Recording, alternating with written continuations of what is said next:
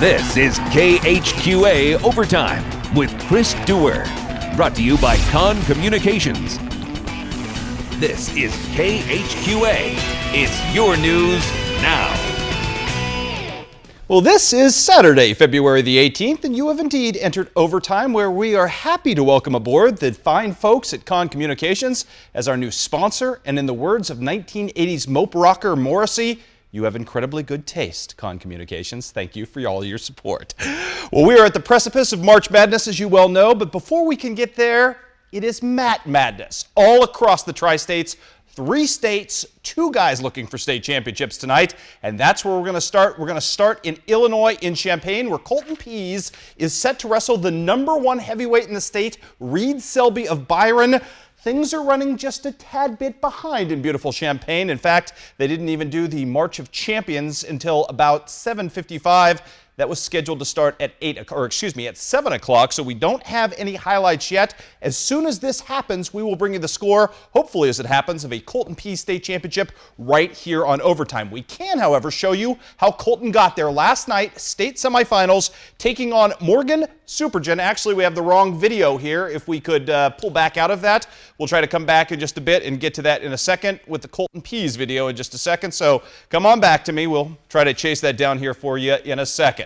Meanwhile, let's go to the rest of our graphics for the night and tell you how everybody else did. There you go. There's our man Colton Pease with the early reversal in this one, taking 2 points last night. And then Colton goes to work, doing what he does best, getting his man to his back. Morgan Supergen just no match for Colton Pease's power last night as Colton Pease pulls off the semifinals championship victory, and he moves on to tonight's showdown with Reed Selby. Again, we'll bring you that score as it happens right here on Overtime. Other scores and results to pass along today from Champaign. Congratulations to Jack Lucy. Outstanding showing this weekend as he ends up defeating Riley Beard today. That's the same guy he beat, and he told us was one of the strongest guys he's ever wrestled at the sectional of Chillicothe IVC. That's Riley Beard. Jack Lucy beat him today to finish up with a 5th place finish. Good for Jack. Plenty of bright future ahead for Jack Lucy going forward.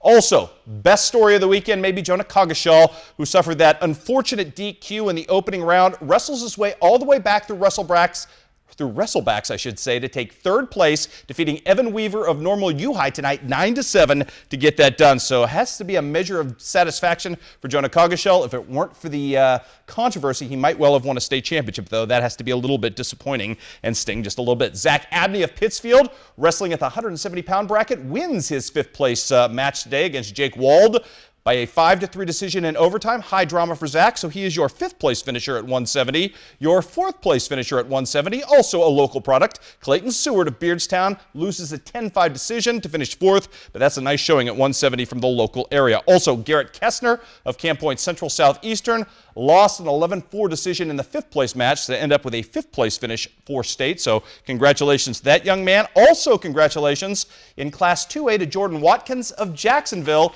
who puts down a 5-4 decision over Matt Koppel to finish in 5th place overall. So lots of great showings over in Champaign. Do we have more for you tonight? Taking you to beautiful Mizzou Arena. Apparently we're still working on that video. Ross Green just walked in the door with that, so we'll get to Chandler Foey in just a second. Let's take you to Jake Borgmeyer if we can. Chandler Foey was pinned today at 106 pounds by Noah Tanney, who was the #1 106-pounder in the state. Chandler Foey finishes 2nd in the state as a freshman. That's awfully good. Those highlights coming for you. Toot sweet right here on the Big Overtime program. More to come right now. Let's check in with Jake Borgmeyer, the big fella. Ends up finishing in 3rd place. This was his quarterfinal yesterday. We didn't get a chance to show you against Marlon Hampton. First off, the reversal for Big Jake, and then right here, he's going to get the escape against the big fella. Interesting stuff from Marlon Hampton. He just kept kind of growling at Jake like that was going to hulk up or something and make him mad. It didn't really work out as Jake just kind of kept his patience, kept his composure, ended up winning an 8-3 decision yesterday. Today, in the 3rd place match, he would defeat Andrew Horsley 8-3 to get the 3rd place championship. So congratulations to Jacob Borgmeyer.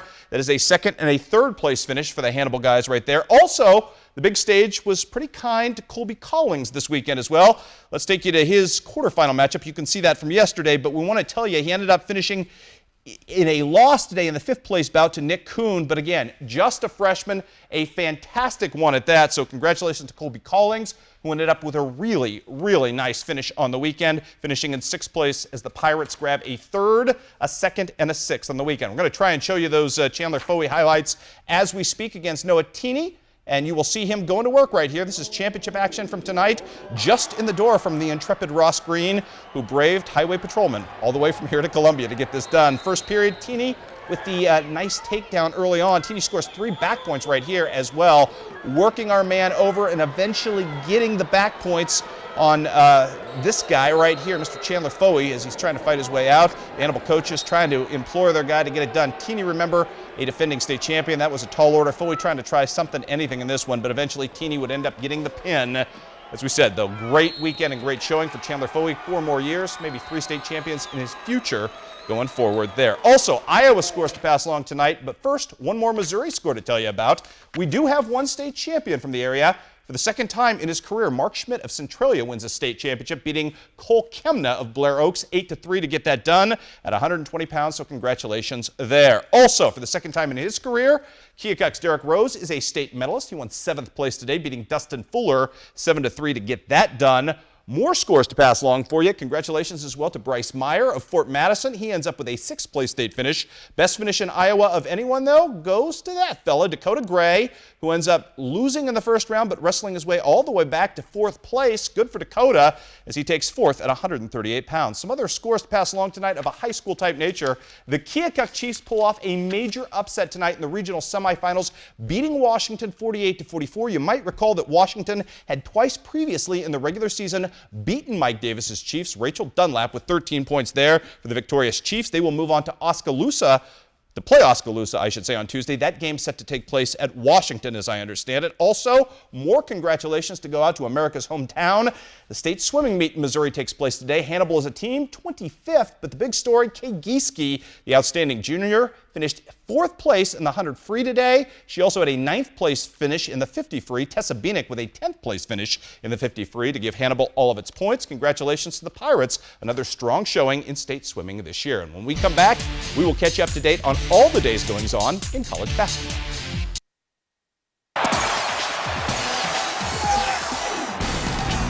You're watching KHQA Overtime with Chris Dewar. Brought to you by Con Communications. And welcome back to Overtime, everybody. The arrival of the first regional rankings of the season brought a sobering dose of reality to the Quincy University men's basketball team this weekend. As it stands right now, the Hawks would be on the outside looking in come regional tournament time in Division II, which isn't really good. The good news, though, Quincy University still had time to impact that, and today they would do exactly that against Maryville. Not a really pretty first half in this game. Game tied up at 24 apiece. Not really a pretty second half either for Marty Bell's team, but through the magic of editing, we can get rid of the bad and show you only the good. Scott Hahn, it was the wrath of Hahn today, if you will, coming up strong with the offensive rebound right here and giving his team the early first half, or second half push, I should say. Things would get better from there progressively. Marshawn Norris on the outside. He's been struggling a little bit with his shot, pulls up for the 3. Pump fakes and hits the long 2 at that point. How about Justin Brock showing the full range of his game right there, playing point center, if you will, kicking it ahead to the freshman from Mount Pleasant, Scott Hahn, who finishes nicely there. The Saints tried to muster a response in this one, coming courtesy here of Ryan Shotkowski. Ooh, pretty move, quick transition bucket at the other end. You know what? I'm starting a website calling it fireaustinweber.com for all of his three-pointers. Firebruceweber.com already taken at that point. His uncle having a rough go of it. More on that in just a bit. Austin Weber, though, looking good. There's some defense from the Hawks as well. Great shot block there by Justin Brock. Great defense right here by Tommy Anderson taking the charge. Second great charge in the last couple of weeks from the Hawks. More to come right here. Courtney Belger late in the game takes over. This is one dunk. The second would come one possession later, and it would be just a notch or 2 better in this one. Courtney Belger with a great steal. That was just the oblique right-handed toss away, and my friends, that is a burglary and a busted rim at that point for Mr. Belger. We'll show it to you one more time as the Hawks pick up the big win tonight and get it done. 55-44. I told you it wasn't pretty offensively, but that's all you need to know. Wins are wins. Quincy University back at home on Thursday for senior night as they try to avenge a loss to Illinois Springfield. That will be big doings indeed. Senior night for Mr. Justin Brock, among others. Meanwhile, The bracket buster was not kind to Western Illinois University. Now 14-12 on the season. Evansville, a huge win at home as the Purple Aces take down the Leathernecks. Don't afford them much offense, and they're pretty much unstoppable as well at the other end. Ciola Clark, about the only high water mark for the Leathernecks, is he had 11. But that, my friends, is a big margin of loss for Western Illinois and a big dose of reality. Meanwhile, it was Hall of Fame Day at John Wood. Joanna Stevens-Voss, Joel Box among the honorees today, being honored and inducted and enshrined into the John Wood Hall of Fame. But a Hall of Fame finish to the first half as well. Jamal Wolf about to get his steal on right here. He gets the burglary and the contortion bucket at the other end to beat the buzzer. That's good stuff. The Trailblazers led this game by 10 at the intermission, and the kids, they were all aflutter about the finish. That's one cute little girl. Hi there. More to come in the second half as the Blazers would kind of pull away in this one. Antonio Landers found his shot, or at least his shot spot right there on the left wing, knocking down this one. And then how about same spot, same guy, same result for Antonio Landers. Pretty darn good day for that young man who had 20 points. He wasn't finished in this one. Reagan Bringer going to throw one up. Not the dunk, but the alley-oop finish nevertheless. As the Blazers build the lead, they're going to continue to build and augment against the number 8 team in the country, Reagan Bringer. Talk about contortion. That was good stuff as well. And then how about a little Adarius Porter in the low blocks, backing people down, reverse pivoting, and my goodness, he couldn't be more wide open in that one as John Wood gets the big win today and a quality win over a nationally ranked opponent. 80-70 is your final. The Blazers are now 19-6 on the season. As I mentioned, Antonio Landers with 20 points on the day. Elsewhere, Culver Stockton continues to struggle. They lose to Evangel at home, 74-61. Justin Ellison with 12 points in 14 minutes, though, off the bench, if you're looking for a high water mark there. HLG goes on the road, gets a monster game from Chris Smith, but can't do anything against Mo Baptist in terms of the victory department. 70-57 is your final there. And the struggles continue for the Blue Boys of Illinois College. Craig Balls with double-double. No matter, Carroll beats them today up in Wisconsin, 76-73. How about the Quincy University women at home today looking for their 10th straight victory? Darla Gatchenberger wearing the Phantom of the Opera mask, if you will, to protect that broken nose. You know what? Ugly start in this game as Shelby Miller and Maryville opened this game on a 10-2 run. Ugly start, as I mentioned. The defense improved incrementally as the game went on. Lindsay Hankey with a nice block there. Then things start to pick up a little bit. The pride of Liberty, Illinois, Lucy Cramsey from the top of the key. That three kind of got things going a little bit. Then it's Carly Gengenbacher.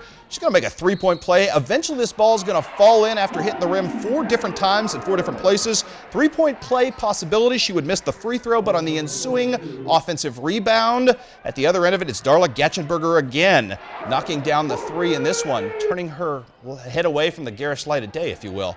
Can't get enough of the Phantom of the Opera mask right here. More to come right here. Allie Schwagmeyer with a big take and the make, and you can carry the remainder over because she's going to convert the 3-point play there. Look at the Lady Hawks running then. Cassidy Schumann, whoop, beautiful pass inside right there. An ABC pass, another brilliant creation to Lucy Cramsey, who had herself a career day. More on her in a second. Lindsay Hankey, also a career day on the scoring department. Offensive rebound right here. She cleans up for 2 more of her 24 points. Transition fun to come right here. Carly Gengenbacher right here, hooking up with Allie Schwagmeyer, who's going to hook back up to Allie Schwagmeyer and hook back up to Carly Gengenbacher right there. Beautiful passing. Back and forth we go. And how about more Lucy Cramsey right here with a magic dribble to make the defenders disappear in this one. She had 22 on the day. As I mentioned, Lindsay Hankey with 24. Again, not a work of art by any stretch of the imagination, but the Lady Hawks get that 10th straight victory and look good in doing so. 89-81 is your final on the day there. And we've got more for you to talk about. Culver Stockton at home against Evangel, off to a hot start. We're Jesse Logsdon and company in this one. Anisha Starks breaks down the defense from House Stark, if you will, and going outside, finding Emily Lay wide open for the long 2. More to come right here. Tremessa May going to clean up on the offensive glass. Nobody around her. She had herself a pretty good day. Had 10 points. A lot of them on easy buckets in the low blocks. A lot of them early. Jessie Logsdon, I mentioned her early. Ended up the day with 11 points, including the early bucket right there. Didn't shoot the ball particularly well, though. After the hot start, neither did most of her teammates. The Wildcats, though, riding a 12-2 start behind Miss May, who just kept attacking in this one. They led the Lady Wildcats 23-21 in the upset bid. However, they gave up 38 points in the second half, and Evangel does the deed. Wins on the road at Culver, 59-47 was your final there. We've got more for you. The John Wood Lady Blazers at home. This young lady is either going to know an awful lot about defending or learn some words that maybe are a bit Carlin-esque. I don't know. Matt Long imparting some wisdom one way or the other to Joanna Voss's daughter right there. Blazers up 42-16 at the half. You know what? Great comeback. Lincoln had no quit. But the Lady Blazers would just keep fighting back in this one. Brianna Hawthorne had 10 points on the day. Dawn March also with 10 points. You will see her come free right here and kind of hit the double-handed swoop shot, if you will, going in. Brittany Yost, again, couldn't be any more wide open here. Great passing on the day right here by Miss Embry into Miss Yost. Clean it up. Brittany Yost led all scorers with 16 points. Maddie P. also made her presence felt. Again, not a pretty effort by the Lady Blazers, but an effective one as they end up holding on for the victory in this one. Final count was 57-70 in favor of John Wood. And as I mentioned, Brittany Yost, the big day, with 16 points there. Other scores to pass along. Senior day, not particularly kind to the Leathernecks as Western Illinois loses at home to the Kangaroos 84-69. HLGU gets a 20-20 game from Ashley Wilson, but loses to Mobap 66-59. And Southeastern Community College continues to roll Azaria Washington out of Cardinal Ritter with 37 points today as SEC beats Nyack 64-87 was your final there. We've got some other scores to pass along. Believe it or not, kids, spring is upon us. We've got baseball and softball going on. Quincy University going on the road and dropping a pair today down south. First to Northern Alabama 7-3, then shut out, no, actually a 4-2 loss, I should say, to Palm Beach Atlantic. Western Illinois with a split today, playing down south as well. Western Illinois beats Buffalo 8-3, then loses to the number 14 team in the nation, the Lady Bulldogs of Georgia. Final count on that one was 2-0. We've also got the Culver Stockton baseball team in action today. They end up losing a hard luck one-run loss to Freed Hardeman. Mason Eisenberg, the Quincy Notre Dame product, got the start today, gave up just 3 earned runs. Fortunately, couldn't get a whole lot of support elsewhere on the day. Western Illinois, a loss to Georgia State. 11-9 was your final down there in Georgia on the day. And we've got volleyball news, and it's not good for the Quincy University Volleyhawks as they lose to Grand Canyon University. 3-0 was your final there. That's the second straight loss in MIVA play for the Volleyhawks there. And when we come back, we've got plenty more for you, including check-ins with the University of Missouri and not so much fun with the University of Illinois. All that coming up next. Still efforting Colton P's fun for you. The handy-dandy IHSA website tells me we're at 220 pounds right now. Actually, Ross Green just texted me and said, even ahead of that, we are through 2 periods now. Colton P's, Reed Sealby tied up at 0 apiece, entering period number 3. So there you have it. We will update you as the night goes on. Here's one of the best stories of the day and one of the neater stories of the year. Good friends at the Powell Bowl, who we love, tipped us off to this today. Mark Heidbreder today rolled a 300 game in a adult-child bowling match today. Now, here's the kind of the offshoot of this. Mark hadn't bowled in 3 years. This is the first time he comes back. First game out, he rolls a 300 game. I think you stayed away too long, Mark. Congratulations to you. Outstanding stuff. A perfect game right off the bat. Maybe we all need a layoff. I don't think I've bowled in about 3 years either. Maybe I'm ready for my perfect game, or at least maybe I'll break 100 moving forward.